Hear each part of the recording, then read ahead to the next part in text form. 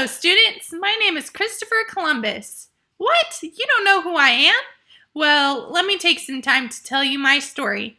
It was 1451 in Genoa, Italy. I was always adventurous and always exploring, way back when I was a tall, skinny little thing with big ambition. When I was young, I traveled away from Italy to explore new lands. This did not end well. The ship I was on wrecked. Oh no! I had to swim to the nearest piece of land.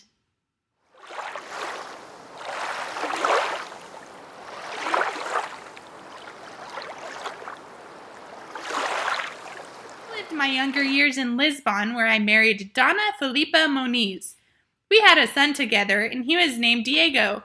We both loved him so dearly, but I was still very passionate about traveling and to find a faster route to Asia. I was not the only one with this thinking. Many others in Lisbon had talked about this before. This was a big inspiration to me.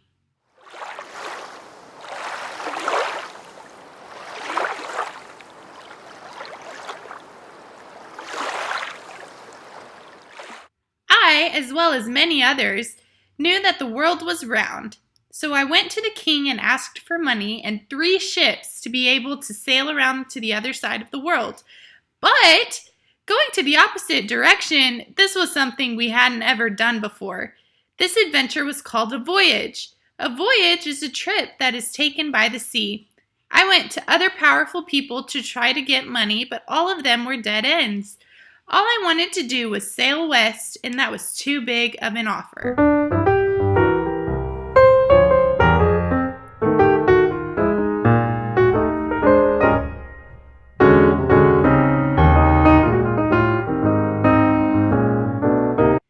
In the midst of me focusing on all of this, my beloved wife died.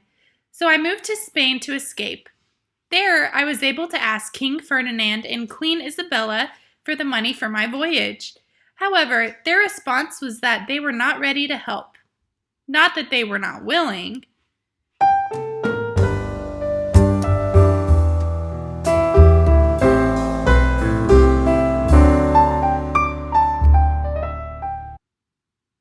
After years and years of waiting, King Ferdinand and Queen Isabella were finally able to give me the money and ships that I needed for my voyage. In 1492, I sailed the ocean blue on the Nina, the Pinta, and the Santa Maria. All smaller ships, but they did the job just fine. I had 90 men that wanted to come with me to help make this discovery. The voyage started in August. We went to the new places and places that had never been discovered before. We went through the Atlantic Ocean, and while it was very scary, I always told the men to sail on to help keep up spirits. I did not want to go back, and I would not allow any men to drag me back to Spain.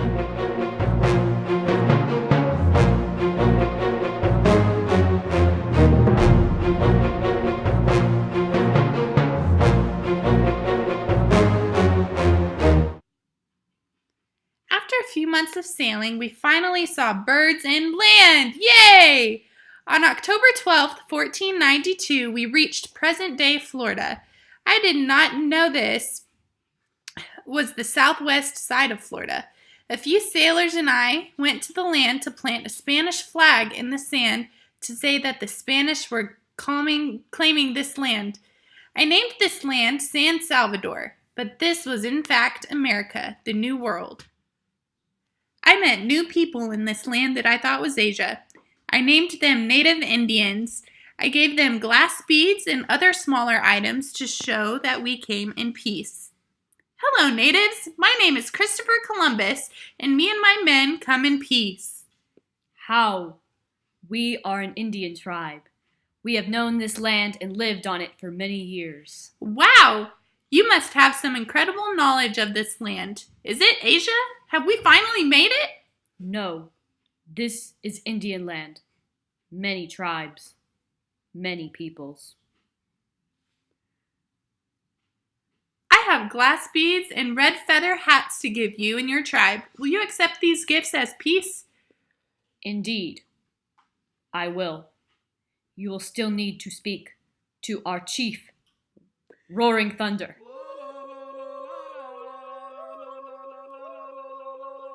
I understand. I look forward to meeting such a strong leader. Come.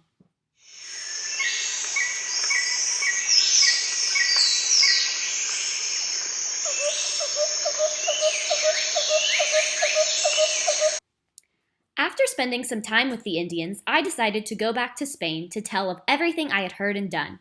It was March 1493. I came back with many things like Indians, gold, birds, and many other things. The king and queen were very happy with my outcome. I was known as the Admiral of the Ocean Sea. I did like my title very much, and I was very proud of it.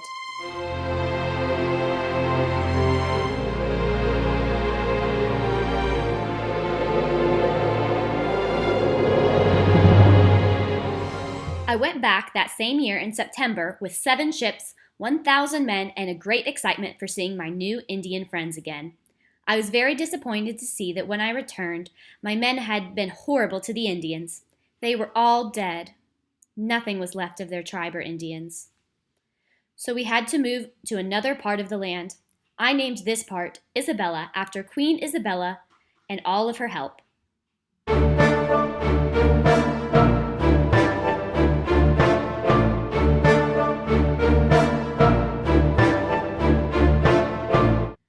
I went on many other voyages to the New World. I hadn't known it at the time, but I had discovered America. However, not all of these voyages to America were super successful. There was no gold that anyone could find, and I had not reached the Indies on the other side of the world. Because of this, I was no longer considered a hero.